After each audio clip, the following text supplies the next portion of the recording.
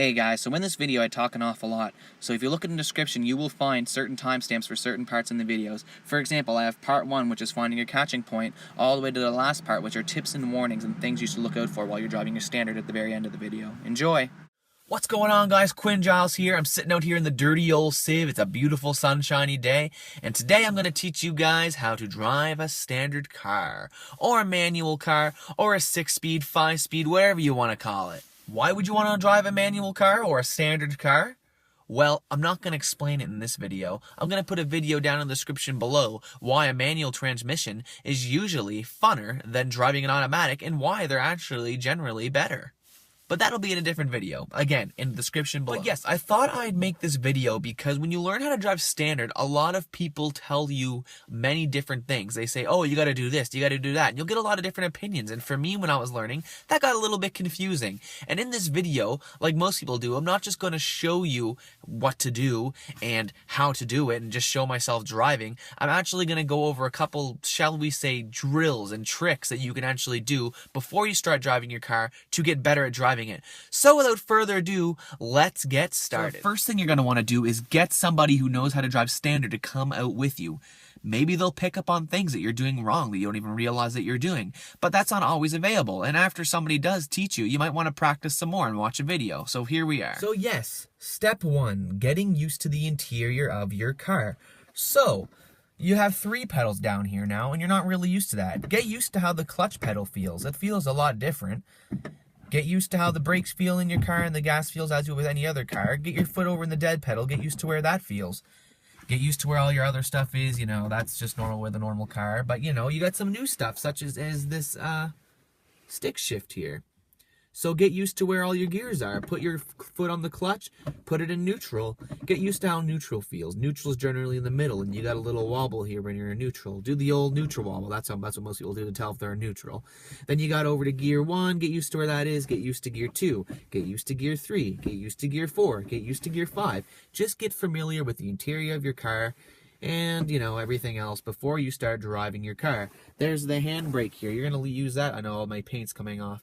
Get used to, you know, where the handbrake is and stuff, because you're going to be using that a lot more in a standard car than you would in an automatic, even though you should use it all the time in an automatic as well. Perfect. So now that you're used to the interior of your car, we're going to move on to starting it and practicing our takeoff.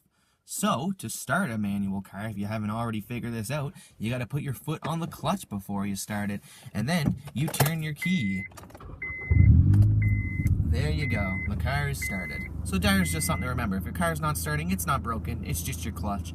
Sounds a little silly, but I'm sure I'm not the only person to do it.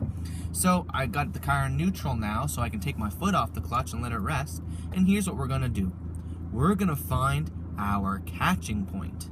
So park your car on some flat ground where your car's not going to roll forward or backwards. And before we even start touching the gas, we're going to take baby steps. Alright, so before we actually find our catching point, try doing this. Put it in gear 1, let go of your handbrake, and just let go of the clutch. Let it go. That's called stalling. Get used to it. You're going to do it an awful lot when you're learning how to drive standard. It's good to let yourself stall purposely so you know what it feels like for the first time. So, now that we know what stalling's like, again, let's get to the catching point. So, I promise in this video I won't rant about technology and how your transmission works too much, you know, inside the car. But to find your catching point, I find it helps a little bit to, oh my god, my nip's hanging out. I find it helps a bit to know how your clutch works. So, your clutch is what connects your wheels to the engine. So, let's picture this the wheel end of the clutch, and let's picture this as the part of the clutch that's attached to the engine. When you have your clutch, when you're in neutral, or when you have your foot on the clutch, it's disengaged, so it's sitting like this. This side moves because it's attached to your engine, and your engine's always moving, right? So, if you were to just let go of the clutch pedal right away, they connect. But the problem is that you connect it so quick and it's not smooth that this spinning here connects to your wheels and then it stops, and then you stall. Because if your engine's always moving and it connects to your wheels, which aren't moving at all, you'll stall because now they're connected and they're going to move at the same speed.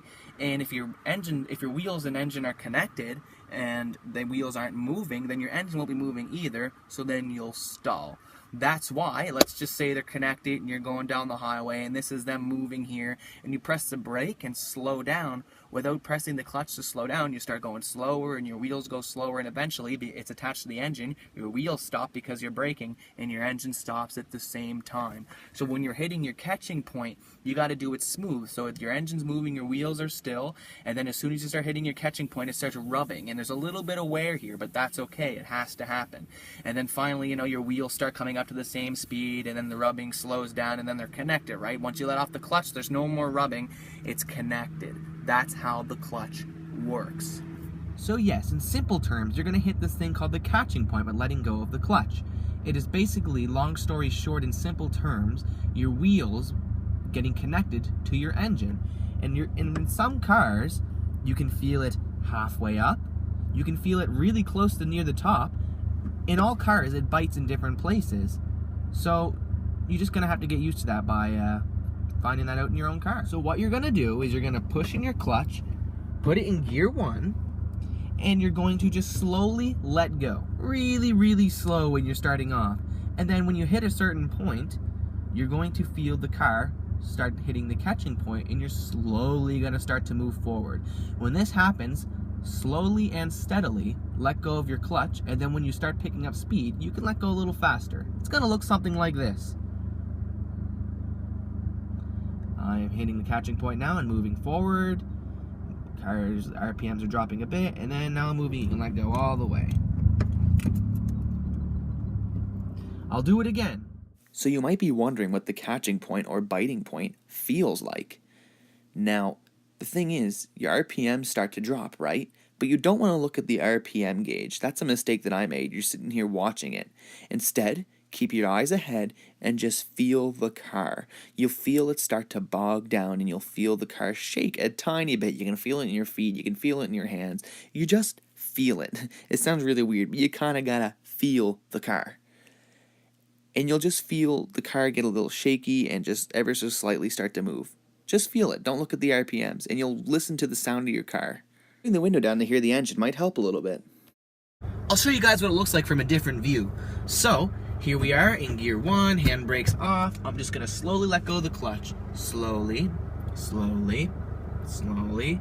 I'm hitting the catching point just about now. You can feel it biting, starting to move forward slowly, and just let go slowly and smoothly. There we go, and we're moving. Letting go. I can feel the car catching and grabbing now, so I'm just going to let go slowly and smoothly. We're moving forward, and there we go. Now, it just takes a bit of time to get used to. Just keep practicing and keep finding that biting point. Practice literally 20, 30, 40 times just until you got it down pat. This is the most important part. Don't skip ahead and try, using the gas yet until you're used to finding your catching point. That is the most important part. You obviously need to press down the clutch before you brake in gear, because if you just press the brake and slow down, you're going to stall. Now you may be thinking, geez, this takes an awful long to get going when I'm just finding the catching point and letting go on the clutch. And yes, it does, because normally when you're on the road, you will be applying the gas when you hit the catching point.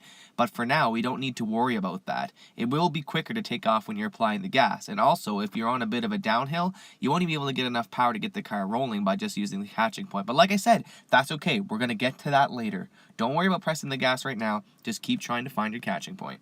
Now we're going to move on to step 2, and that is adding some gas into the picture. So yes, now that we're 100% good with where our catching point is and how to take off without pressing the gas, now we're going to get used to pressing the throttle down. But before we start doing that, we're actually going to practice something some more, and we're just going to leave the car in neutral to do this. We're not going to practice taking off yet.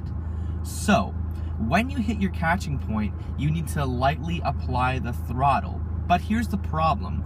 In automatic cars, you generally don't have to lightly press the gas. You generally have to press it down pretty hard. Not that the throttle's any different in a standard car. It's just in an automatic, you never really have any reasons to lightly press it. So people are not used to lightly pressing the throttle when they first get into a standard. So they'll be practicing taking off, and then when they go to lightly press the gas, they do something like this. And they're only trying to press it lightly, but they go just an honest mistake, no problem. But you really don't want to be pressing the gas that hard when you take off. So before we practice taking off, just practice lightly pressing the gas. So for example, I'm going to lightly put my foot on the gas and let it rev up to here. And just practice holding it there. And then let it off again. And then just practice tapping the gas. Getting it up to here. Doing it again. And just get used to lightly pressing the throttle. Because again, you're only going to need your RPMs about this high to take off. Again, it's always different in any car that you're driving. But you only have to press the gas light in any car that you're driving, right? 4 cylinders, you need to rev a little higher. V8s, and you don't need as much gas. But just get used to pressing it, you know? You might accidentally, oh, I'm just going to press the gas light. Oops, a little too hard, but that's okay. That's why we're practicing this right now in neutral, so we can just get used to lightly pressing the gas. So yes, turn your car on and just practice doing this. And don't continue on until you get used to this. Now that you're used to finding your catching point and taking off, and you're used to lightly applying the throttle, now you can put them both together. Here's what we're gonna do. Clutch in, gear 1, and you're gonna start letting off the gas. Letting off the clutch. As soon as you start feeling your car start to lurch forward ever so slightly when you're hitting that catching point, which you should be familiar with by now, you're gonna lightly press the gas like you did earlier. And we're moving. So, here's it from a different view. We should be used to the catching point by now. We know where it's at, so when we hit the catching point, we're gonna lightly press the throttle. I'll show you what it's done from this view. Straighten out my wheel first of all, and we're going to lightly let go of the clutch, and then as soon as we hit the catching point, touch the gas and let go of the clutch, steady and slow. And really, that's all there is to it. You just gotta apply the first step, which is finding your catching point, and the second step, which is just pressing the gas lightly, and you need to combine them and then just get used to taking off for the third step, which is just putting it all together. And that's pretty much it. A couple of tips and warnings about things not to do. Number 1. Don't get angry and frustrated. Just practice, practice, practice. It'll come with time. Remember, if you get angry and you keep stalling, just go back to step 1 and start over. For example, are you pressing the gas too hard? Then you know what? Go back and start practicing again on pressing the gas. Are you stalling a bunch? Well, most likely you're getting a little stressed out now that you have to press the gas and you have too many things to focus on. So go back and just practice taking off by finding a catching point without pressing the gas again. Whenever you start messing up and you start getting angry, just go back and start over again and practice, practice, practice. Tip number 2, don't burn your clutch. Now, how do you burn your clutch? Well, when you take off, generally there is a little bit of clutch slippage because when you're finding your catching point, here's your wheels that are still, here's your engine side, and when you're hitting that catching point, they slide a little bit, and there's a little bit of wear, but it has to happen. It's fine. It's not going to damage your car, right?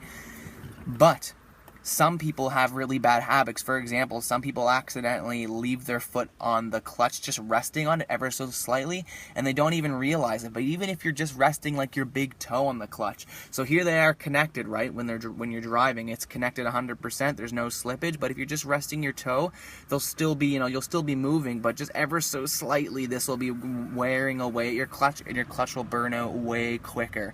Ever drive behind someone on the highway and you can smell like that nasty burning rubber smell? There's a really good chance that they're resting their foot on the clutch and they're burning it, and you can smell it behind them.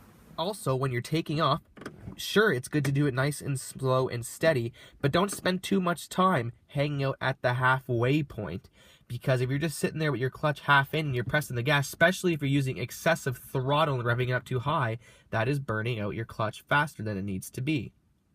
Burnt out.